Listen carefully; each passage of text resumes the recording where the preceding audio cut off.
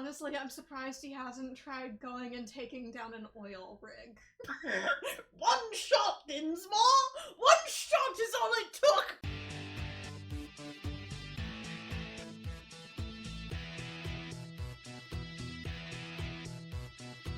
Hello, and welcome to the Afterspark podcast, an episode-by-episode recap of the Generation 1 Transformers cartoon. I'm Els. And I'm Specs. And today we're going to be talking about episode number 50, Prime Target. Let's talk about giant robots today, shall we? Well, let's get to it. And some serious silliness. Mm-hmm. And now, in Soviet Russia. A female fighter pilot is flying over some ice when she spots what she thinks is a submarine down below. Which, whatever it is, it shoots up a giant fucking harpoon on a chain into the plane. The pilot ejects, and the plane is dragged underwater through a hole in the ice. How does it not come apart? Bullshit. I don't know. I've got no reason. I've got no answer. Maybe they put it back together after. Maybe it's just, unless that's a really big hole, that's... I don't know. Meanwhile, in Lord Chumley's castle, Chumley's butler, Dinsmore, says that the plane is a beautiful specimen, but it's caused an unfortunate international incident. And, you know, the castle is set atop a spiky mountain just for bonus evil points. Yeah. Lord Chumley is clearly a collector. We see a sizable collection of stuffed game, artwork, and military vehicles. And that plane from before is just stuck on the wall in a way that reminds me of a pinned bug. Yep. I am concerned about the structural integrity of that wall. Hashtag rich people problems. Oh, obviously they got it stuck to a stud. Obviously, because that will make the plane stick. Chumley dismisses this whole international incident bullshit, saying it'll blow over, and asks Dinsmore if he remembers the Boer War. Dinsmore responds with an affirmative, indicating some personal experience in his response. For reference, the Boer War took place in South Africa from 1899 to 1902. This gives us a strange amount of insight into this random background character. Ah yes, Lord Chumley's manservant, a 90-year-old riffraff from Rocky Horror. That's a pretty accurate description of what he looks like. Really? Really? Chumley continues, bragging about capturing the jet in one shot, and that just one more thing, yes, and his collection will be complete. Dinsmore asks if he intends to go after a space shuttle. Chumley responds with, "No sport there." Yeah, because there was so much sport going after a random jet.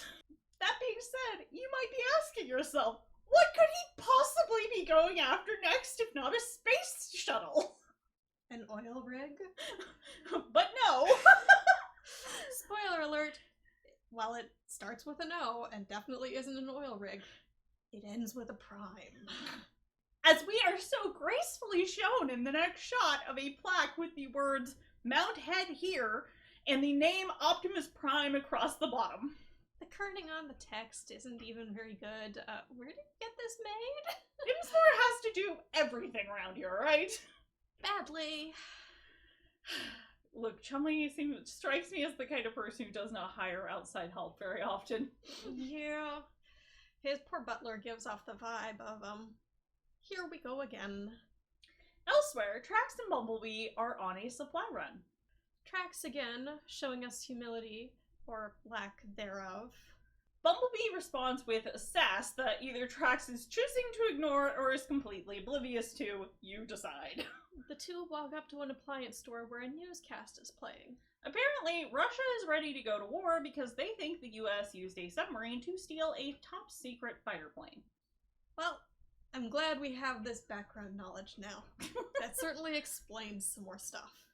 The two spot Astrotrain and Blitzwing in an alley and give chase. This is a weird place for triple changers. Right? Trax lamenting his wax job for the fight they think is coming soon. They come to a dead end and Trax tries to grab Blitzwing, but Blitzwing disappears. He vanishes into thin air, revealing a truck that shoots a magnet into Trax's chest, knocking him out. Before he loses consciousness, he tells B to get help. Unfortunately, B doesn't get very far, as when he tries to drive off, a truck pulls up in front of him, dropping a ramp. And B just drives up on the ramp without doing anything, without trying to stop. Yeah, or transform and or something. run away. Trax is dragged onto the first truck, and this is revealed to be a trap by Lord Chumley. Because of course it is. But back on the Ark, the Autobots are watching a soap opera called As the Kitchen Sinks. That sounds like it contains a multitude of complicated relationship issues. The soap opera audience here is made up of Blaster, Beachcomber, Grapple, and Jazz. And they're watching on Teletran. This show has a wide audience. Unfortunately, their show is interrupted by the same newscaster Trax and B saw earlier. And they all sound incredibly disappointed in this interruption. It was their show, man. It was their show. Mm-hmm. We are informed that the UN has been convened due to the fighter plane incident. It's the Cold War, folks. Yeah. It's the Cold War, yeah. Optimus walks up and tells the others that they need to go out and look for Trax and Bumblebee. Jazz doesn't seem concerned, saying that Trax is probably hanging out at a body shop or a car wash. The Autobots are kink-shaming Trax again. He just likes looking pretty. The five of them transform and roll out to find their friends. Blaster transforms and hops into Jazz, who probably actually appreciates his taste in music, unlike 90% of the other Autobots not named Cosmos. Mm-hmm. Sometime later, Jazz is driving around saying he's checked everywhere for Trax. Every car wash, showerhead, or garden hose in the city! But then he sees a car wash that he hadn't seen previously and pulls in, only to be pushed inside by a taxi. After going through the car wash, a claw comes up from the floor, grabbing him and shocking him, presumably knocking him out considering what happened to Trax earlier, and then dumps him into the back of a truck. Shockingly, Chumley and Dinsmore are behind this as well. Dinsmore really wants to call it a day, but Chumley is not done. He's 90, Chumley! 90! At least, you monster! Beachcomber is captured when he comes up to a fake toll machine. I don't know. It's a thing that takes money. So he drops some coins into like the coin collection bit, and then is grabbed by that coin device once he transforms, as well as with two other claws that reach up and grab him. Like it comes out and like kind of suction cups to his back end. Yeah, it's very weird looking. Yeah. A forklift then picks up the whole lot of them and puts him on the back of another truck. Chumley gloats at a nearby construction site, dressed as a construction worker for some damn reason. He's incognito. The reason swiftly becomes apparent as Grapple walks up to Chumley and asks if he's seen his friends. Chumley knocks over some iron beams with a crane that fall around Grapple into a perfect cage. Chumley then picks up the cage with the crane and drives off to drop him on a waiting barge. Grapple has got guns! Why isn't he using them? He's not even knocked out like the others. He's in robot mode, still talking! I kind of imagine that there's a whole bunch of witnesses to all of this shit and no one knows what the hell's going right? on. Or something! Like, is this some sort of a publicity stunt? Or something! Well, I mean, considering or do they just assume it's like normal Decepticon bullshit and just ignore it? Maybe. I mean, considering the weird bullshit that goes up with Hoist Goes to Hollywood later, I would not be surprised. God damn it. I forgot about that one too. We then cut to Blaster calling Optimus while the camera pans by some signs, which, as you know, are always fun in this show. Some variants include: don't fly, drive. Don't drink and drive. Island of Paradise, missing an E. Try our hand lotion. Creamy cream. Then we get to the most ridiculous kidnapping yet. One of the hands from the lotion billboard, which, like... It had two hands that looked like they were putting lotion on or were holding a lotion bottle or something. Yeah, but like they weren't, one of them was coming up off of it or something, or maybe I'm thinking of a different one. So, yeah, one of the hands from the lotion billboard reaches down and grabs Blaster, and like both of the hands manipulate him, transforming him and throwing him into a moving taxi containing Chumley and Dinsmore. What the fuck just happened? I want to know who their contractors are. Right? Who made this sign that could move like this? And manipulate a transformer into his alt mode. They're then able to capture Inferno with a little light arson, setting fire to a building and hitting the alarm. Even planting a child dummy for good measure and disguising themselves as firefighters outside. Inferno picks up a hose and runs in to save the child, who is, like, right in front of a window, before he realizes that it's a fake, because it comes apart when he tries to pick the kid up. The hose then begins tightening around him, and he attempts to call Optimus before his communicator is removed. Optimus calls the other Autobots and tells them to return to the Ark. Windcharger and Huffer narrowly escape getting captured as well, unbeknownst to them. Lucky guys. Back at the Ark, the Autobots believe the Decepticons are up to their usual shenanigans, but Optimus points out they don't have any proof the cons are involved. Cosmos calls Teletran and sends video footage of the missing Autobots being tortured. Chumley then takes over the feed and butts in to challenge Optimus to try and rescue his friends. Optimus agrees, but intends to start now, pulling a lever that causes Chumley's communication device to overload. Why can Teletran do this? Because it's special, and maybe it's some weird war thing that the Autobots and Decepticons do. Yeah, but we never see them do this. Dude, was this a thing that was installed initially that they were both like, look, it just causes us a bunch of trouble, and then we have to rebuild it, so let's just sort of agree to not do this together. Well, it might have been something that they were able to do at one point, but now they both have defenses against it, so now it just works if humans decide to cause problems. Apparently. When we cut back to Optimus, Jazz and Inferno are in the background for some reason. Warpath wants to get in on the action, but Optimus says he's going to go in alone. In the Decepticon base, Megatron and Starscream have clearly been monitoring this entire exchange. Megatron's even impressed. Well, according to Starscream, Chumley's captured more Autobots in a day than Megatron has in 2 years. I mean, yeah. Yes! I mean, I think the most Autobots we've seen them capture is like 3? Or something, yeah. I mean, like, he's done, to be fair, Chumley has done a very adequate job. Megatron, though, is not so happy about that comparison and pushes Starscream over before calling Blitzwing and Astrotrain, who he tasks with contacting Lord Chumley so they can destroy the Autobots. Presumably together. Surprise, surprise, Starscream's snarky asshole about this, too. Back at Lord Chumley's place, Optimus arrived, apparently driving on nothing. Chumley then informs Optimus that the other Autobots are hidden in this well-researched mock-up of Cybertron. Then a giant green dragon thing attacks, but Optimus punches the shit out of it. This is apparently a literal dragon. Yeah, reminder, dragons do exist in this universe. Which we knew already. Yes, but this one's from Borneo. So clearly a different subspecies. Unfortunately, it now might be extinct. Not just yet. Optimus manages to defeat the literal fucking dragon by kicking it off a bridge over a pit. Lord Chumley attempts to drop a glowing red net onto Optimus, but Optimus makes it out of the building without getting caught in said net. Optimus thinks he's gotten away, at least until the net manifests out of the ground in front of him, like a horrid energy jellyfish. Optimus manages to grab a nearby hook and chain and throws it onto some nearby power lines. The electricity apparently counteracting the net, and then the net disappears.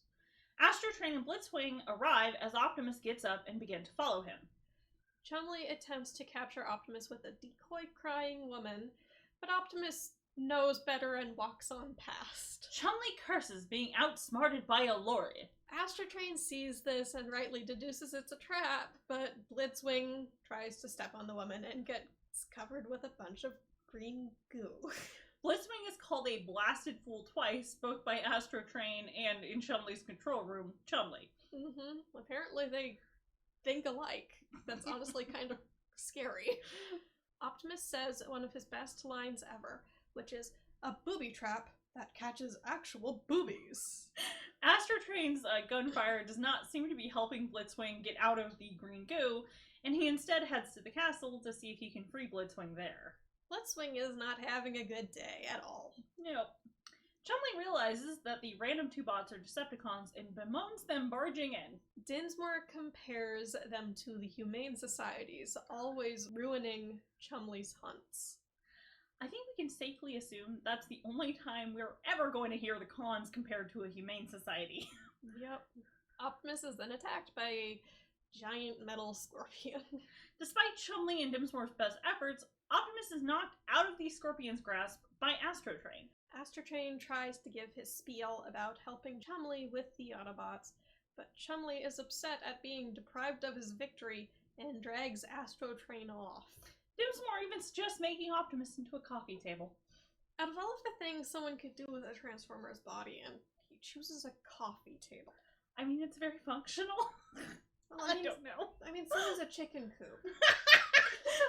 Yes, Optimus Prime, former leader of the Autobots, current chicken coop.